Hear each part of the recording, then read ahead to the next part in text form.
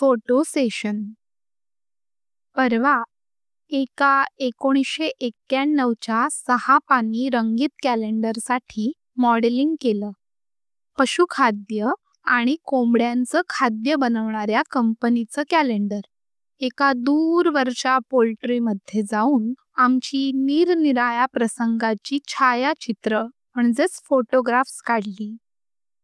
म्हणजे एका प्रसंगात एका निसटलेल्या कोंबड्यांच्या मागे शेतकरी म्हणजे मी धावतोय आणि ते बघत हातात दुसरं कोंबडं घेऊन शेतकऱ्याची बायको म्हणजे अलका कुबल आणि शेतकऱ्याची मुलगी हसत उभ्या आहेत.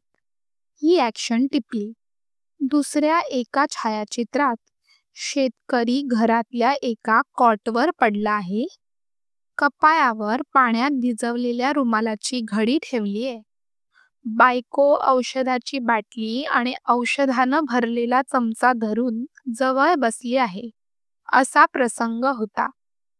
आजारपणाची चौकशी करायला शेतकऱ्याच्या मुलीबरोबर कोंबड्याही आल्यात असं दाखवलं. एका ऐटबाज कोंबड्याला माझ्या उशाशी पोत्यावर बसवलं होतं. तो पांढरा शुभ्र कोंबडा डोक्यावरचा तुरा हलवत टकमक टकमक इकडे तिकडे बघत होता. फ्लॅशगनच्या प्रकाशानं दचकत होता. माझ्याजवळ ठेवलेल्या खुर्चीवर एक गब्दूल कोंबडी वास्तपुस्त करायला आल्यासारखी आरामात बसली होती आणि खिडकीच्या गजातून 2-3 कोंबडे आत डोकावून कुतूहलाने पाहत होते. कॉक कॉक क्लक क्रुक क्रुक असे विचित्र आवाज काढून तब्येतीबद्दल विचारत होते. शेतकरी कोपराच्या आधारानं अर्धवट उठून चौकशी करायला आलेल्या या अनाहूत मंडळींकडे साश्चर्य बघत आहे. अशी ॲक्शन आणि एक्सप्रेशन फ्रीज करून फोटो काढला.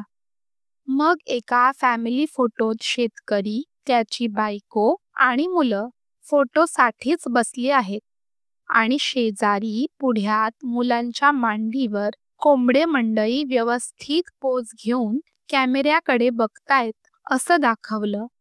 कोंबड्यांचं सहकार्य अप्रतिम होतं. फोटोसाठी पोज घेतल्यासारखीच ही सारी बसली होती. कोणी पाय दुमडून सुस्तपणे बैठक मारून, कोणी एक पाय वर घेऊन समोर बघत, तर कोणी मान उंच करून आपल्याच तोऱ्यात. मग फोटोग्राफरच्या असिस्टंटने हळूच एका लठ्ठ कोंबड्याला माझ्या खांद्यावर बसवलं. तो आधी डगमगत पण मग सावरून बसला. पशुपक्षी अंगा खांद्यावर खेळवण्याची मला सवय नाही, त्यामुळेच फार अवघडल्यासारखं झालं.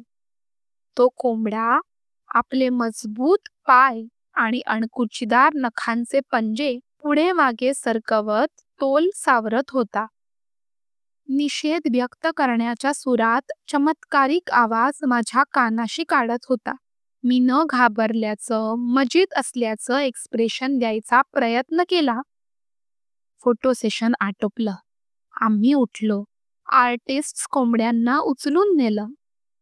पोल्ट्रीमधल्या छोट्या घरात आवराआवर करीत होतो.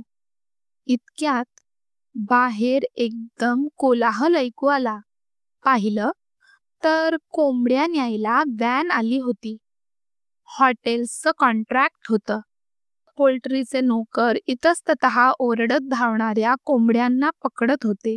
जीवाच्या आकांताने कलकलाट चालला होता.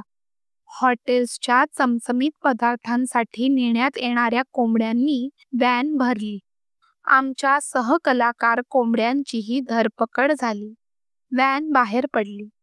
हॉटेल्सच्या भटारखान्याकडे निघाली. आमचे मघाचे सहकलाकार गेले.